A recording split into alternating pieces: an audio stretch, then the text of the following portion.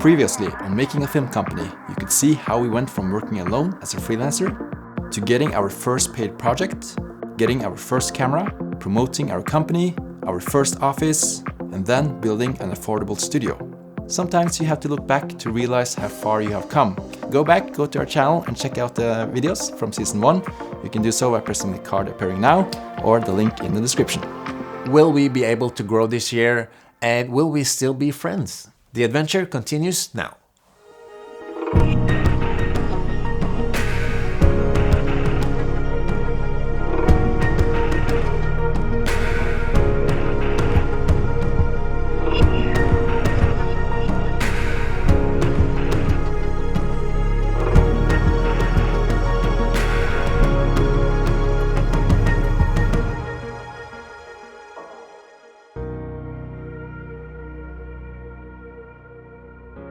We have been waiting a bit to employ any of us because we really needed to get a stable income, and we also had to figure out which one of us were the one who were generating that income. As we are a film production company, Anders was very valuable because he had a lot of experience and he could do pretty much any part of the production, from the pre-production to shooting it and also editing it. He also had a lot of connections. I was assigned as the CEO. That meant that I had a lot of responsibility, particularly financially. In addition to that, I'm also a professional time-lapse photographer. I also have a lot of time-lapse stock clips online, which is always generating income, and that could be very important to the company. Thomas and Nikolai has also been helping us a lot with building views, and they invested a lot of their time. And so had Marius and Dimitri, the sound designer and the drone pilot.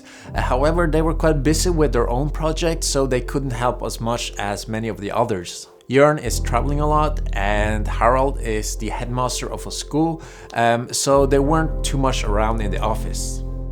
You started out as a bunch of friends who got together and started a company. Unfortunately, it was only boys, not a single girl. I mean, lots of girls out there making films, but we just haven't found them, I guess. And then when people started moving into our office, they were also boys. It just started to look like we're just going to be more and more boys. But then, in the end, Sol moved in. And Sol, she's a girl. A real girl. I think. I hope. Men skal jeg liksom si Hi, I'm Sol. Eller si akkurat det du vil det. Og vær så god. I am Sol, and I am a full-time 3D and VR artist. Jeg glemte meg, unnskyld. Jeg bare fikser hjelmsvisen. Hi Sol. Hello. She wakes up at 5 in the morning every day. How do you know? There's a video.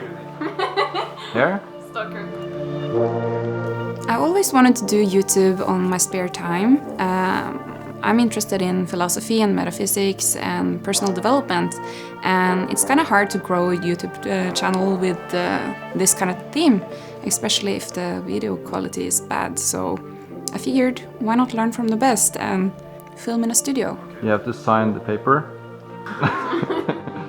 Since the office was quite expensive, we had to get some other freelancers to sit with us and share the expenses. Luckily, the move-in party in the last episode was a success, and 3 people wanted to join the office: Daniel, Thomas Brown, and Sol. This made it possible for us to keep renting the office, which we realized was very important for our company. Vil dere ha det i bue, eller liksom? Ja, altså, jeg synes det er kult når det kommer liksom bare sånn her. Ja.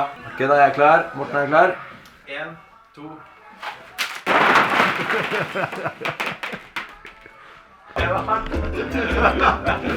Det er bytte.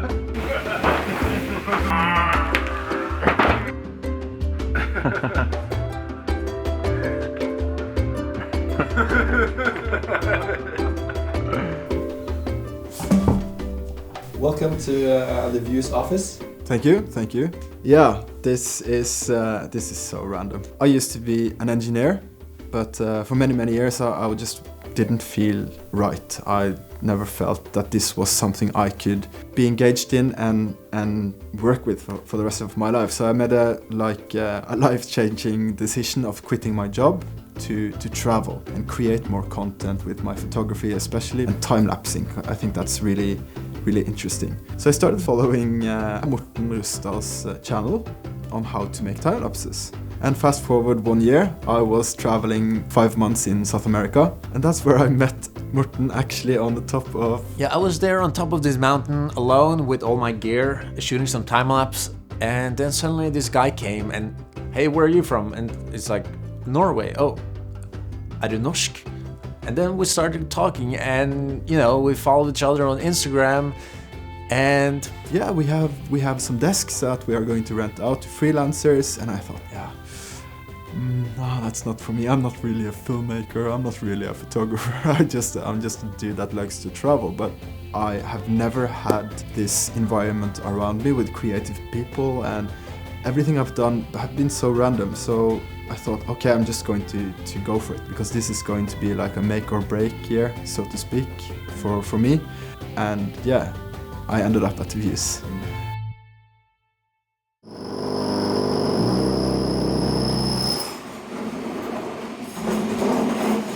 This is your first day, Daniel. Yeah, Is it okay? it's always this noisy. I rented this office. I wanted a quiet place to work. What? Is it a discount or what? How about a free coffee for a week? Is that okay? Okay, maybe. I'll see. how did it go? Yeah, that was the first meeting in our meeting room, and there were some how to say it, baby. How do you say it when there's a new product being released and they have this faults? Hva heter det, Thomas? Barnesykdommer. Nei, de kaller det barnesykdommer på norsk. Sær? Meetings are really important. It was really cold here because our oven didn't work. This thing was shaking the whole time. So I gave her a cup of tea. But when we were talking and this was shaking, you know, she spilled some tea and stuff. And also there's bugs flying around this place. It was cold, there were bugs, and the table was shaking. The acoustics is also bad, so we should have some sound panels in the roof. Well, it was kind of cold and it was bugs flying around, and I don't know, I think the guys were just too busy with their film projects to actually clean the place. I don't know. We just hadn't have time to clean out all the food from the previous owners, so yeah, fortunately we found the source of the bugs. There it is, the source. What is this? What?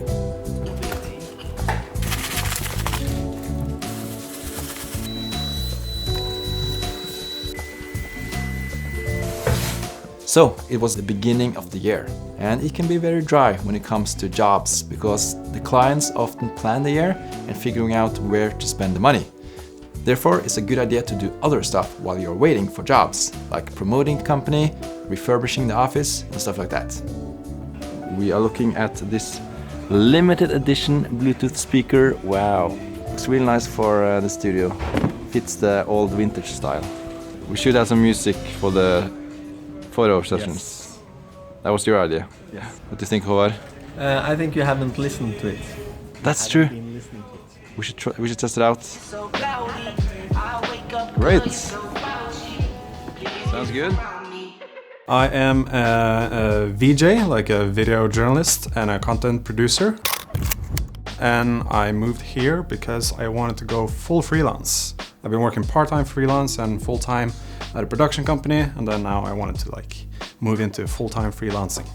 So I needed a space and some people around me, creative people around me, to make that happen. We are still renting out the studio. So far we had one interested, but I don't know, he changed his mind or something. But I'm so happy with the studio because it works perfect with filmmaking.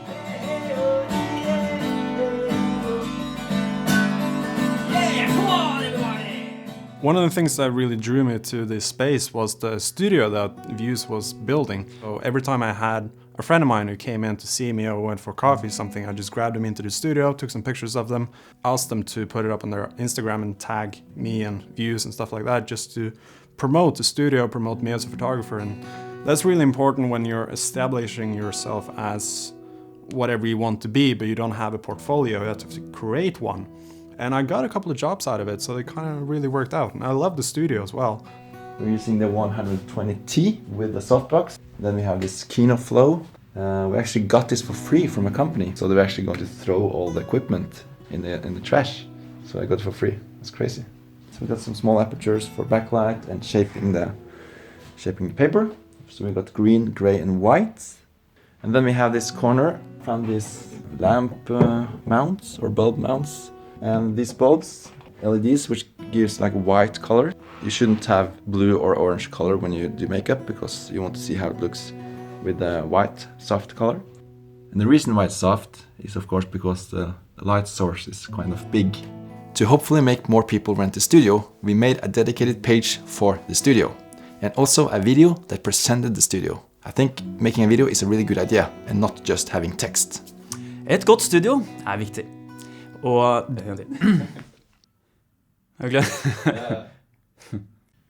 et godt foto- og filmstudio viktig. Og du finner et veldig godt studio i sentrum av Oslo, i Torgata 17B. Det noen studioer der ute som ikke har tilrettelagt godt nok for lyd. Men det har vi gjort med lydpanel på veggene, som gjør at du får mindre romklang og bedre lyd. I tillegg har vi backdrops. Og vi har lys. The good thing about renting out the studio is that there's almost no expenses for us. It's there. Yeah, if we get a few days a month, we'll cover a lot of our expenses. Yeah. Alright, so we were all set for the next month. It's awesome having freelancers here who can help us to pay the rent. But unfortunately, we have other expenses as well. Accountant and internet, electricity and other things that costs money, coffee. So that being said, it's really important that we get other jobs to be able to pay for all this, or else the company won't work. It's interesting to get a film where it's only going to be drone shots. Try now to think a little bit creatively. Can we do something a little bit experimental? Hey, we need an actor. Daniel can be an actor. Daniel's so unlucky, man. Poor guy. Because we couldn't get the choppers, the helicopters, into Algeria, so we had to fly to Morocco. This is crazy. Crazy? This place.